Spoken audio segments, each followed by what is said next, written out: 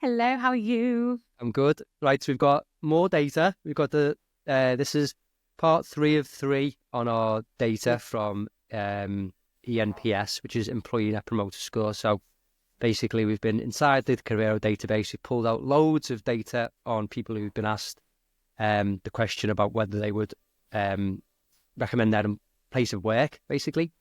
We've done 2 pieces of data already in the last 2 weeks. So if you've missed that, I'll put links in the show notes. Go and check them out first. This is the last one, and this is all about how long somebody's been with the business.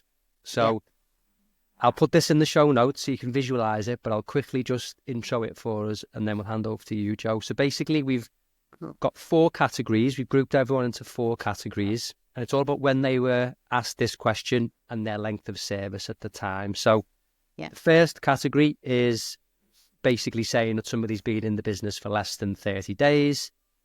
We've then got 30 to 90 days. We've then got 90 days to a year.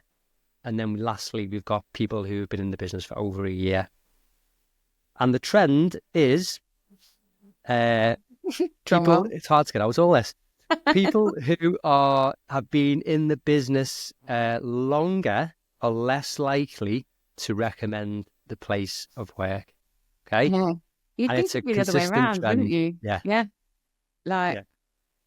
that's really surprising because you think, well, if somebody's staying, then why would they not be recommending? So yeah, this was a big one for me. It was pretty surprising actually. So I'll put the numbers out there now, and then you can carry on. So Yeah. basically, I'll kind of go backwards. So people over a year of service is plus 47. Yeah. People sort of like 3 months to 1 year is plus 63. People less than 3 months is plus 79. And then people who've been around less than a month is plus 83, which is actually the The highest. highest score we've taken of any Yeah. data point. Yeah. Exactly. And I think for anyone who hasn't listened to the other two, it's worth reminding people that the Employee Net Promoter Score goes from a scale of minus 100 to plus 100. So it's not a percentage as most things are worked out as. And yeah, it's all about employee advocacy. So how likely somebody is to recommend you as a place to work. And yeah, I totally assumed when we said we were going to pull out this data that it would be the other way around, that people that had been in the business longer would be much more likely to recommend. And I think if you listened to last week when we were talking about generation, we were having a chat about how I wonder if it's because most businesses are so focused on the younger generations that they're sort of forgetting about the other ones. And, we're putting all our energy into the Gen Zs, who were the highest of the generations in terms of the ENPS. And I think that's probably the case. The first 30 days, the first 90 days, I say it, that's where people are measuring labour turnover. It's where people are it's the honeymoon period, right? It's the point at which you're being shown the very best of things, hopefully. And certainly, again, remember contextually, these are people whose businesses have invested in Careero. They're people that genuinely care about their people. They're people that take the time to have this kind of conversation in the first 3 months for us to be able to pick up this data.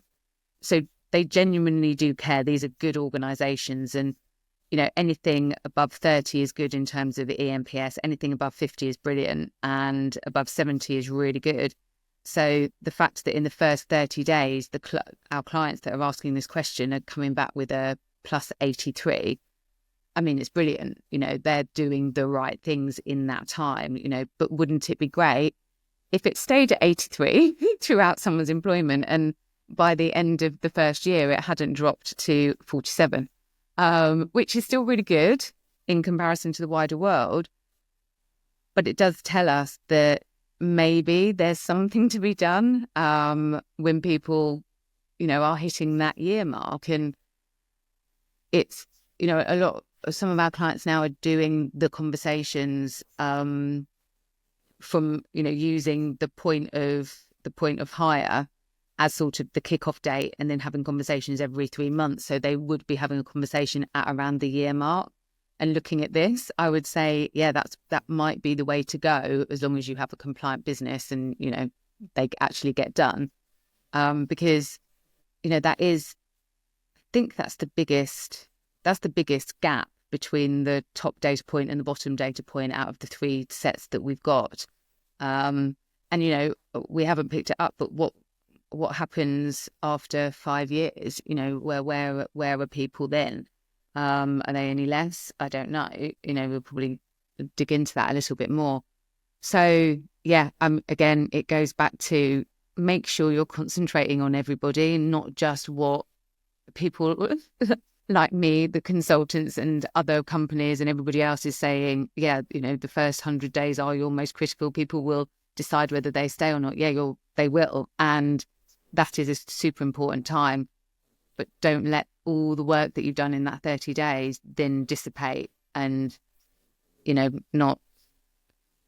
It's the same as it's the same when you're a customer somewhere, isn't it? When you're a customer, you get absolutely wooed at the beginning, and then you get all the great deals in the first couple of months, and then you get forgotten about, and until you say you're going to leave, and then suddenly they're bombarding you with offers to stay, and don't let workplaces be like that. Make there be a reason to stay throughout the employee life cycle. And, that just means that you've got to have a really good people strategy in place, and you've got to understand what your people need from you and what's important to them. And how, the conversations that you're having, are they the right conversations with the right people at the right time to make sure that people are doing what they want to do? This isn't about people leaving. Once you've been somewhere a year, this isn't about people staying or leaving. This is about people saying, even if I'm only here a year, I'm still going to tell somebody else that this was a really, really good place to work. If you take retention out of the equation, what we want is advocacy. And if somebody leaves, then you still want them to say, yeah, I left for XYZ reason, but oh my God, it was the best place I ever worked. That's what you need people to be saying to continue to recommend you. Almost the longer you're away from it, the more that you're in people's heads almost for the rest of their life, and that they're referring you. That's true advocacy. Do you have a place? I mean, I don't know, Lynn, I don't know if we've ever spoken about it. Do you have a place in your head where you're like, yeah, that was the best place I worked? Yeah, I do. Yeah. Yeah. And I was young. It was early 20s, actually. Yeah. So if somebody says, where was the best place you worked, and you would, if somebody said to you, oh, I'm thinking about going and working there, and yeah, it might have changed now, but you said, oh my God, back in the day, that was the best place ever. I'm not sure if it's still the same now, but yeah, go and work there. You still want people to be saying that years after they've left. But if you can't keep it up there after a year, then that's probably not going to happen. Yeah. And then obviously I was thinking before we started, I was saying that this sort of correlates perhaps with the one we did last week as well, which is how the younger the generation, the higher the ENPS.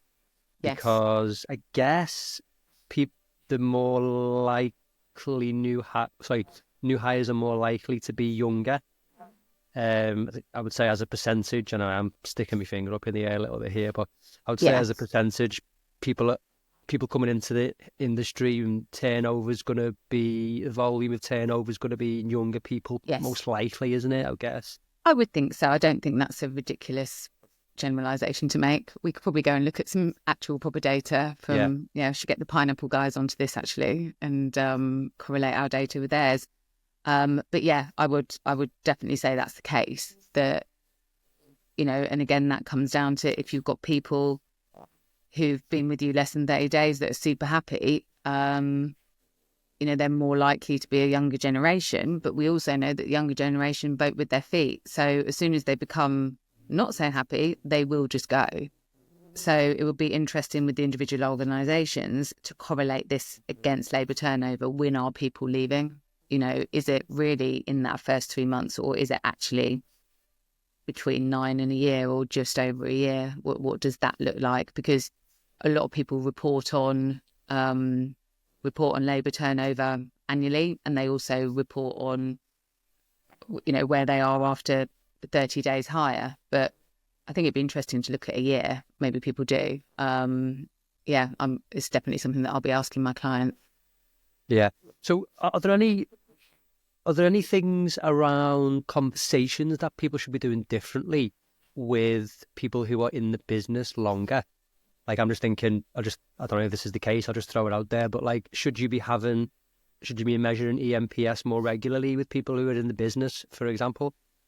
No, I just think you need to make sure you do it.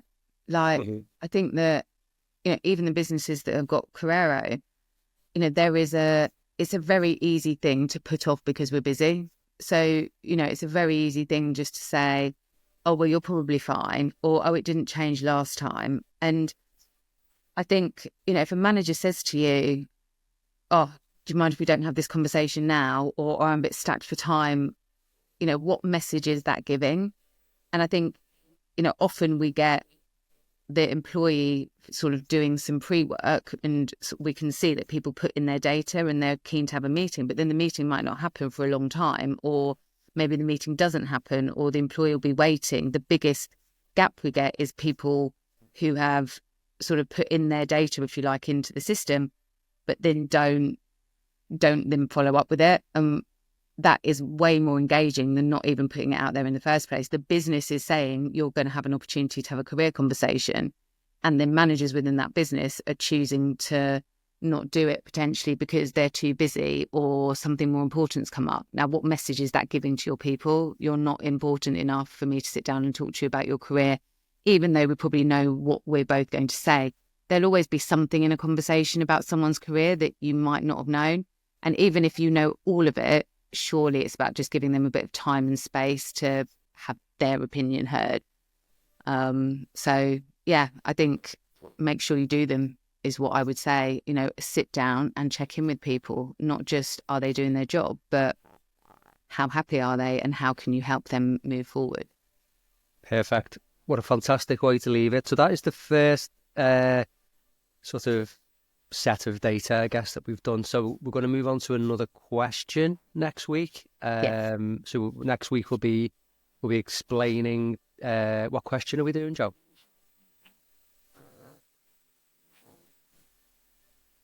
Performance? Have we done performance? No, we've only done ENPS. Oh, performance, definitely. Like, how do you measure performance in your business? How do you measure performance? Okay. So next week's episode will be how and why to use that question, and then we'll do 3 more episodes on the data around that. Joe, as always, thank you so much. Really, really interesting. Thank you. Pleasure. See you next time. Bye.